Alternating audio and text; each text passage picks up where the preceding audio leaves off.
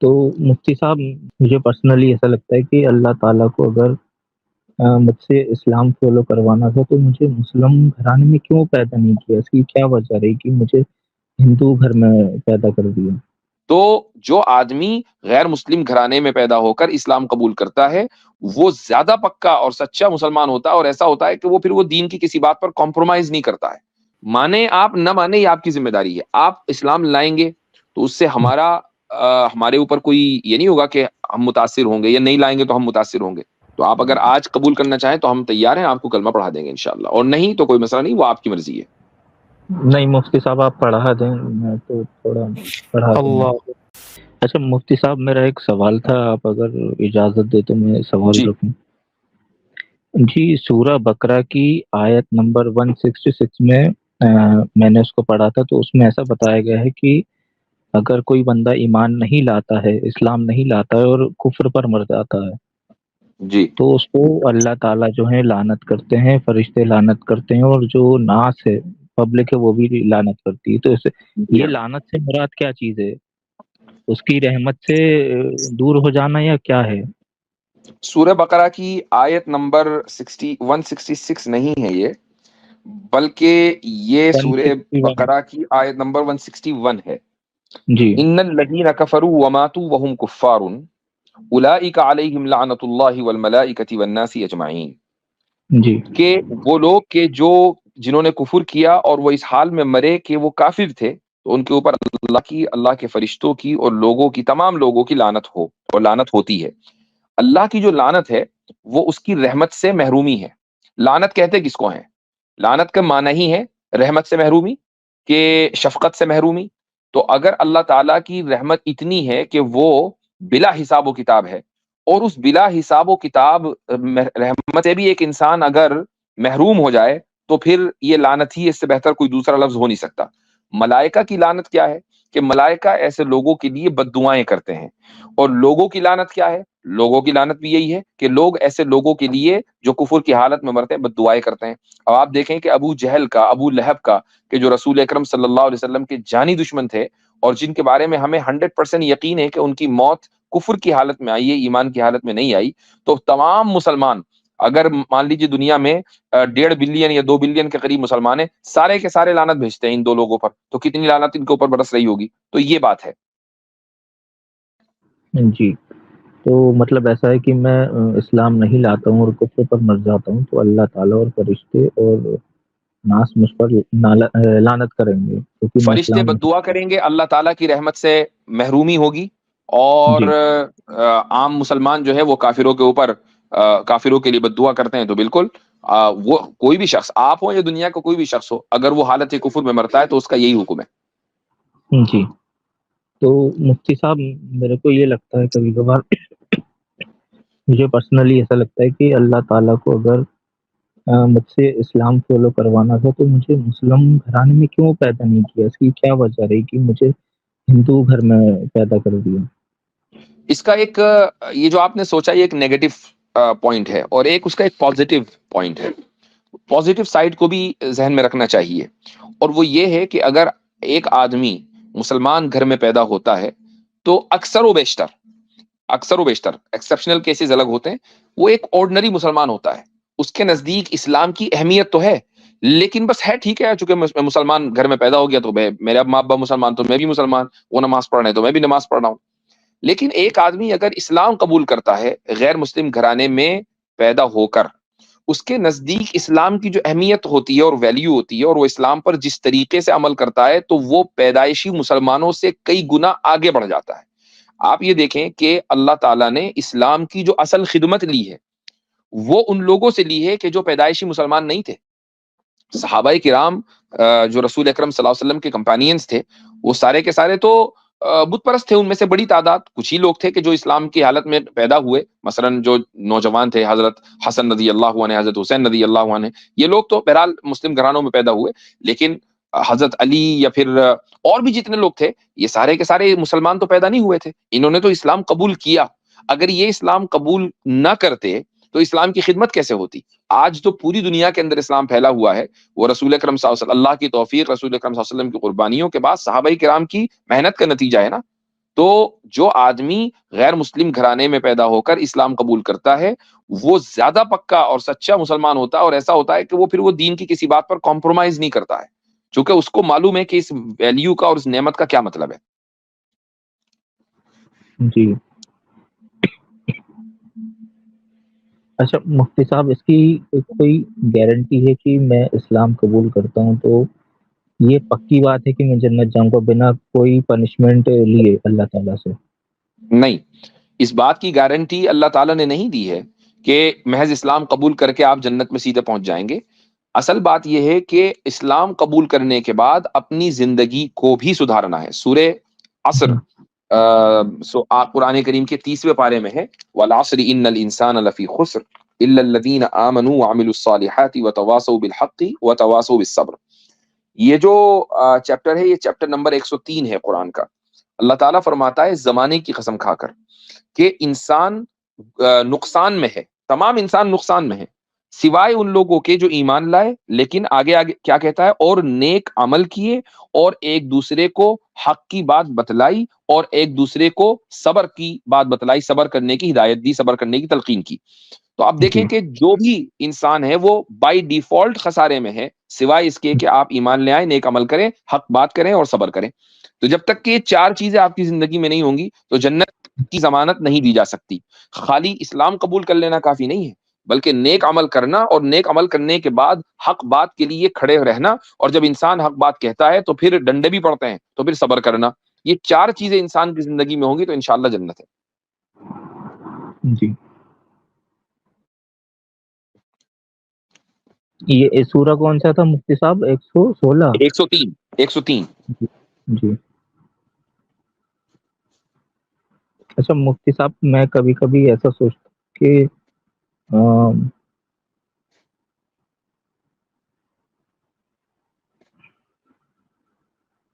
جی میں بھول گیا، ابھی میرے دماغ میں ایک چیز تھی وہ میرے دماغ سے نکل اللہم گئی۔ صلی علی سیدنا محمد وعلی آل سیدنا محمد۔ اچھا جی ہاں، جی اچھا مفتی صاحب، مجھے یہ کبھی کبھار جو ہے چیزیں سمجھ میں نہیں آتی، اس کی کیا وجہ ہے؟ یا تو ہم کیا مطلب ہے آپ کو چیزیں سمجھ میں نہیں آتی؟ یعنی کون سی چیزیں؟ جیسے ابھی آپ نے بتایا مطلب آپ نے اچھے سے ایکسپلین کیا، لیکن ہوتا یہ ہے کہ یا تو میرا مائنڈ میں ہی کچھ ایسا چیز ہے جس وجہ سے سمجھ میں نہیں آتا، یا پھر کچھ اور بات ہے، میں کنفیوز بہت رہتا ہوں۔ نہیں، یہ کوئی بڑی بات نہیں ہے۔ ایک دیکھیں، میں نے ابھی تھوڑی دیر پہلے بھی کہا تھا کہ کوئی دھرم چھوڑ کر دوسرے دھرم کو قبول کرنا یہ کوئی بچوں کا کھیل نہیں ہے، یہ جی انسان کی زندگی کا سب سے بڑا فیصلہ ہے۔ اس سے بڑھ کر کوئی دوسرا فیصلہ ہو ہی نہیں سکتا، اس سے جی بڑھ کر کوئی فیصلہ نہیں، چونکہ آپ کی پوری لائف سٹائل، آگے آپ کی زندگی کیسے گزرے گی اور پھر آپ کی مرنے کے بعد کیا ہوگا، یہ سارا کا سارا اس فیصلے کے اوپر ڈیپینڈ کرتا ہے۔ تو ایک آدمی اگر اس تعلق سے کنفیوزڈ ہے کہ یار میں کیا کروں کیا نہ کروں، اور وہ بالکل نیوٹرل مائنڈیڈ ہے، اس کا مطلب یہ ہے کہ وہ حق کا حق کے راستے پر کم سے کم وہ چل رہا ہے، حق کی تلاش میں نکل پڑا ہے، تو آج نہیں تو کل، کل نہیں تو پرسوں اگر آپ اچھی نیت کے ساتھ حق کو تلاش کریں گے تو وہ مل کر رہے گا، وہ ملے گا۔ یہ نہیں ہوگا کہ آپ اس کو ڈھونڈ رہے ہیں اور نہ ملے، چونکہ حق ایک روشنی ہے، روشنی کو جب انسان اندھیرے میں تلاش کرتا ہے تو کہیں بھی ہو نا، کہیں سے بھی کسی بھی کونے سے نکل رہی ہو تو اس جگہ پہنچ جاتا ہے آدمی۔ جی اچھا مفتی صاحب، اگر میں ایگنوسٹک رہ کے اپنا جیون کو پالن کرتا ہوں اور اسلام نہیں لاتا ہوں تو میں کہیں نہ کہیں جو ہے نقصان کر رہا ہوں خود کا۔ بالکل، اسی لیے میں نے آپ کو چیپٹر نمبر 103 103 جو چیپٹر ہے جی قرآن کا، اس کا حوالہ دیا ہے، آپ اس کو ضرور پڑھیے۔ اس میں کیا جی ہے کہ بائی ڈیفالٹ ہر ایک آدمی نقصان میں ہے، وہ چاہے ایتھیسٹ ہو کہ ایگنوسٹک ہو کہ پالیتھیسٹ ہو کہ پینتھیسٹ ہو، کوئی بھی ہو، ہر ایک آدمی جو ہے وہ نقصان میں ہے سوائے ان کے اس آدمی کے جو ان چار چیزوں کے اوپر عمل کر رہا ہے۔ جی جی اچھا مفتی صاحب، میں اس کو کس کے ٹرانسلیشن سے پڑھوں؟ ٹرانسلیشن بہت سارے ہیں. عاصم بھائی بہت دیر سے خاموش ہے. عاصم بھائی کچھ ریکمینڈ کریں گے آپ ان کے لیے مفتی صاحب ٹرانسلیشن؟ جس سے کو آپ تو ہندی آتی ہوگی صحیح سے، اردو کی تو ٹرانسلیشن نہیں پڑھ پائیں گے یہ تو. فاروق خان صاحب کا ہندی کا ترجمہ ہے. جی شکریہ شکریہ. مجھے ڈیزاسٹر بھائی نے لنک دیا تھا، وہ کہہ رہے تھے کہ آپ چلے جانا اور کچھ بھی سوال ہو تو مفتی صاحب سے پوچھ لینا. جی ہاں. جی تو فاروق شکریہ. صاحب کا ترجمہ ہے، اس کو آپ ڈاؤن لوڈ کر لیں، انشاءاللہ مل جائے گا. تو جی وہ آپ پڑھیے اور اس کی روشنی میں انشاءاللہ کوئی سوال ہو تو پھر ضرور آئیں. اچھا مفتی صاحب، میں ایسا نہیں کر سکتا کہ میں نان مسلم رہ کر جو کام کر سکوں، مطلب بیک ڈور سے میں کام کر سکوں بنا اسلام لائے؟ نہیں تو دیکھیں ایک بات سنیے. سب سے چیز یہ ذہن میں رکھیے گا کہ آپ جب اسلام لاتے ہیں نا تو آپ مسلمان کے لیے نہیں لاتے، آپ اسلام قبول کرتے ہیں اپنے لیے. یہ آپ کا اور آپ کے مالک اور آپ کے کریٹر کے درمیان ایک معاہدہ ہے. اس کا مجھ سے یا دنیا میں کسی بھی دوسرے مسلمان سے کوئی لینا دینا نہیں ہے. جی ہمارا کام صرف یہ ہے کہ ہم آپ کو ایک بات یاد دلا دیں اور آپ جی کو بتا دیں کہ بھائی دیکھو ہمارا ایک بنانے والا ہے اور اس کا ہمارے اوپر ایک حق ہے کہ ہم اس کو مانیں. اب ہمارا کام ختم ہو گیا. مانے آپ نہ مانے یہ آپ کی ذمہ داری ہے. آپ اسلام لائیں گے تو اس سے ہمارے اوپر کوئی یہ نہیں ہوگا کہ ہم متاثر ہوں گے، یا نہیں لائیں گے تو ہم متاثر ہوں گے. یہ آپ کا پرسنل معاملہ ہے. ابھی جو آپ نے بات بولی نا کہ بیک ڈور سے کام ان لوگوں کے لیے ہوتے ہیں کہ مثلا اگر اس میں مان لو مسلمانوں کا کوئی فائدہ ہوتا آپ کے اسلام لانے سے، تو میں آپ سے کہتا کہ ہاں یار تم جو ہے نا بیک ڈور سے اپنا کام کرتے رہو تو ہمارا کچھ تھوڑا بہت فائدہ ہو جائے گا. یہ ہے بیک ڈور. لیکن اگر الٹیمیٹلی نقصان بھی آپ کا ہی اور فائدہ بھی آپ کا ہی تو پھر بیک ڈور اور فرنٹ ڈور کچھ نہیں ہے. جو جی بات ہے اس کو قبول کرنا پڑے گا. حق، اسی لیے میں نے اس میں ایک لفظ بولا حق کا جی کو اختیار کرنا پڑے گا، ٹروتھ کو، اور دوسروں کو حق بتانا پڑے گا. اور اس کے نتیجے میں اگر کوئی چیلنج آئے زندگی میں تو اس پر صبر کرنا پڑے گا. جی مجھ اس میں جیسے ایک پوائنٹ میں ایڈ کرنا چاہ رہا ہوں کہ بہت سارے لوگ جو ہے وہ سماجی یا معاشی اس طرح کے پریشرز میں ہیں جس کی وجہ سے وہ مطلب دل سے تو بالکل لانا چاہ رہے ہیں، ایون مسلم ہو بھی گئے ہوں گے، لیکن جو ہے وہ کہہ لیں گے کسی نہ کسی کشمکش میں. تو وہ دیکھیں بھائی ایمان تو لے آنا چاہیے اور پورے دین پہ ایمان لے آنا چاہیے. باقی ہے کہ عمل کی جو بات ہے تو وہ یعنی کہ آپ کو حالات جتنی اجازت دیتی ہیں اس پہ آپ عمل کریں، اس میں کوئی کوتاہی نہ کریں.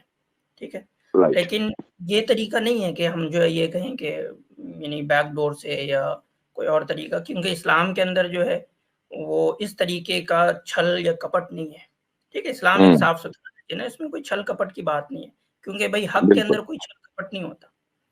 تو اب رائٹ. اس کو دھیان میں رکھیں. آپ کے جی اوپر اگر کوئی سماجی یا کوئی دوسرے پریشرز ایسے ہیں جس کی وجہ سے آپ بہت ساری چیزوں پہ عمل نہیں کر سکتے، تو وہ ایک جی علیحدہ موضوع ہے، ایک یعنی کہ سمجھیں کہ ایک ڈفرینٹ چیز ہے. لیکن آپ کو پورے جی یعنی کہ آپ کو لگ رہا ہے آپ کنونس ہو گئے اسلام سے، تو آپ کو پورے اسلام پہ ایمان لے آنا چاہیے. ہاں، جی یعنی ان کا کہنے کا مقصد یہ ہوا کہ آپ پبلکلی اس کا اظہار اگر کسی وجہ سے نہیں کرنا چاہ رہے ہیں کہ بھائی میں جی مسلمان ہو گیا، چاہے وہ فیملی پریشر ہے معاشرے کا، تو آپ اظہار نہ کریں. اگر صرف آپ اپنے دل میں ایمان رکھ رہے ہیں کہ بھئی ہاں ایک اللہ ہے، اور جیسے جیسے وقت مل رہا ہے آپ اس اعتبار سے دین کے اوپر چل رہے ہیں، عبادتیں کر رہے ہیں جہاں جہاں موقع مل رہا ہے، اور اس طریقے سے آپ کی نیت یہ ہے کہ میں at the end of the day کچھ دن کے بعد جا کر میں اپنے اسلام کا اعلان کروں گا، یا میں یہاں سے منہ ہو جاؤں گا، کچھ بھی جو بھی جیسے مجھے موقع ملے گا، تو وہ ایک الگ مسئلہ ہے، یہ بالکل الگ چیز ہے. لیکن یہ ممکن نہیں ہے کہ آپ اسلام نہ لائیں اور کہیں کہ جی میں بیک ڈور سے اچھے کام کر رہا ہوں. جی مفتی صاحب، میں کبھی کبھار نا بہت گھبراتا ہوں کیونکہ آج کل جو ماحول بنا ہوا ہے اسلام فوبیا نا انڈیا میں چرم پر ہے. مطلب جی اور ہاں. میری پہچان کے 2 بندے اور ہیں، وہ بھی نان مسلم ہیں، وہ بھی اسلام کو قبول کرنا چاہتے پر وہ کسی نہ کسی فیملی پریشر یا سماجک دباؤ کی وجہ سے وہ نہیں کر پاتے. وہ بس کہتے ہیں کہ ہم بھی جو ہے پیچھے سے جو کرنا ہے وہ کام ہے وہ کرتے رہیں گے، لیکن ہم لائیں گے نہیں، دکھائیں گے نہیں. ہاں تو وہ دکھانا کوئی ضروری نہیں ہے، خصوصاً اگر آدمی کو جان کا خطرہ ہے یا پریشر ہے تو دکھانا پبلک میں کوئی ضروری نہیں ہے. یہ نیت ہونی چاہیے کہ جب دکھانے کا موقع ملے گا تو انشاءاللہ دکھائیں گے بھی، لیکن کم سے کم یہ کہ اسلام کو قبول کر لیں. دروازہ بند کر کے اگر نماز پڑھ سکتے ہو تو دروازہ بند کر کے نماز پڑھیں کمرے کا. تو لیکن اسلام لانا اور اس کو قبول کرنا چاہیے. اور اس طرح کی بہت بڑی تعداد میں نے پچھلی مرتبہ اسٹریم میں کہا تھا کہ ایسے مسلمان بہت بڑی تعداد میں ہیں کہ جو دنیا بھر میں، صرف انڈیا کی بات نہیں ہو رہی ہے، دنیا بھر میں پھیلے ہوئے ہیں ماشاءاللہ، کہ جو غیر مسلم خاندان میں پیدا ہو گئے لیکن اسلام کی روشنی ان تک پہنچی، انہوں نے اسلام قبول کر لیا. بس یہ ہے کہ وہ پبلکلی کلیم نہیں کرتے. جی ٹھیک ہے. تو سائنس بھائی بہت شکریہ. جی گریٹ بھائی، امید ہے کہ آپ کے ڈاؤٹ سارے کلیئر ہو گئے ہوں گے. دیکھیے ڈاؤٹس وغیرہ تو آتے رہتے ہیں، ایسے مشکلات آتے رہتے ہیں، اور آپ جو جی ہے مجھے سیریس بھی دکھ رہے ہیں. اگر موت حیات کا کوئی ٹھکانہ نہیں ہے، کب انسان کی موت آ جائے، کب کیا ہو. اور اگر آپ سیریس ہیں، اگر اسلام کے تعلق سے کچھ اشکالات ہیں، آپ کے کچھ سوالات ہیں، وہ سب اشکالات سوالات تو ہوتے رہیں گے، سب کے دلوں میں آتے رہتے ہیں. اگر آپ بالکل سیریس ہیں تو بہتر ہے کہ آپ کلمہ پڑھ لیں، مسلمان بن جائیں. جتنی جلدی انسان کو ہدایت مل جائے، جتنی جلدی انسان ہدایت سامنے ہو اور وہ اسے اتنی قیمتی دولت آپ صحیح کے بات. سامنے آپ اس کو حاصل نہ کریں جی تو یہ تو عجیب بات ہے. تو میں بالکل. چاہوں گا کہ رمضان کا یہ مبارک مہینہ ہے، ٹائم بہت زبردست ہے، اور کوئی نہ کوئی وجہ ہی ہوگی کہ اللہ تعالیٰ آپ کو یہاں تک لے کر آیا ہے. کوئی نہ کوئی وجہ ہی ہوگی نا کہ اللہ تعالیٰ نے آپ کو آپ کے پرانے دھرم سے نکالا ہے. تو یہ ساری کی ساری اللہ تعالیٰ کی توفیق ہے. تو اس تعلق سے کنفیوژن نہیں ہونا چاہیے. اگر آپ کا کانسیپٹ آف گاڈ کلیئر ہے اسلام، اور وہ یعنی ونس ہے تو ونس ہے، یہ اسلام ہی کی خاص بات ہے. اور اسی جی طریقے سے آپ رسول اکرم صلی اللہ علیہ وسلم کو اللہ کا رسول مانتے ہیں، آخری رسول مانتے ہیں، تو بات ہی ختم. یہ دو چیزیں ہیں. اور باقی دو چار چیزیں اور ایڈ کر کے، جیسے رسولوں کے اوپر ایمان لانا، انبیاء، ملائکہ، فرشتوں پر ایمان لانا، اس کی بھیجی ہوئی تمام کتابوں پر ایمان لانا، قیامت کے اوپر ایمان لانا، یہ ساری چیزیں بنیادی آرٹیکلز ہیں فیتھ کے. ان کو آرٹیکلز آف فیتھ کہا جاتا ہے. تو آپ اس کو اگر مانتے ہیں تو باقی پھر قرآن پڑھتے رہیے گا، مطالعہ کرتے رہیے گا. کوئی چھوٹا موٹا سوال ادھر ہوا، اول تو ہونے کا نہیں، لیکن اگر ہوا تو آپ ہمارے پاس آ جائیں. لیکن میں سمجھتا ہوں کہ اس معاملے میں دیر نہیں کرنی چاہیے. اور اس کا مطلب ہرگز یہ نہیں ہے کہ آپ پبلک میں جا کر اعلان کریں کہ میرا نام فلاں ہے اور اب میں مسلمان ہو گیا ہوں. جی کلمہ پڑھ لیجیے، آپ یہ کر سکتے ہیں. تو آپ اگر آج قبول کرنا چاہیں تو ہم تیار ہیں، آپ کو کلمہ پڑھا دیں گے انشاءاللہ. اور نہیں تو کوئی مسئلہ نہیں، وہ آپ کی مرضی ہے. نہیں مفتی صاحب آپ پڑھا دیں، میں تو تھوڑا پڑھا دوں گا. اللہ چلیں الحمدللہ ماشاء اللہ. تو آپ کہیے اشہدو اشہدو اللہ اللہ الہ الہ الا اللہ الا اللہ الا اللہ الا اللہ واشہد واشہد ان ان محمدن محمدن عبدہ عبدہ ورسولہ. ورسولہ. میں گواہی دیتا ہوں میں گواہی دیتا ہوں کہ اللہ کے سوا کہ اللہ کے سوا کوئی لائق عبادت نہیں ہے، کوئی لائق عبادت نہیں ہے، اور میں گواہی دیتا ہوں اور میں گواہی دیتا ہوں کہ محمد صلی اللہ علیہ وسلم کہ محمد صلی اللہ علیہ وسلم اللہ کے رسول اور اس کے بندے ہیں. اللہ کے رسول اور اس کے بندے ہیں.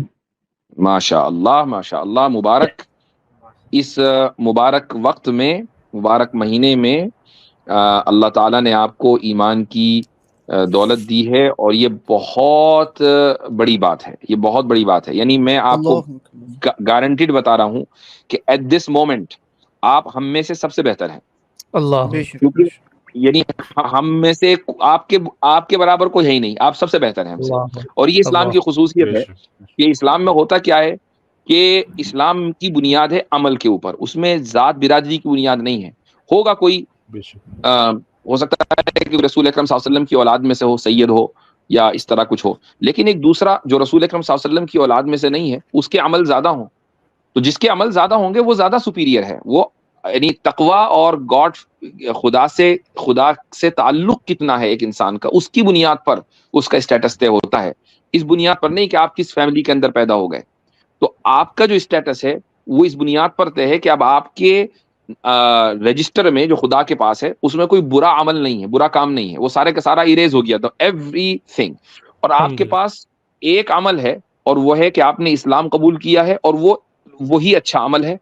ہمارے جو رجسٹر اللہ کے پاس رکھے ہوئے ہیں اس میں اچھے بھی ہوں گے کام، برے بھی ہوں گے، اس لیے اسٹیٹس کے اعتبار سے آپ ہم سے سپیریئر ہیں۔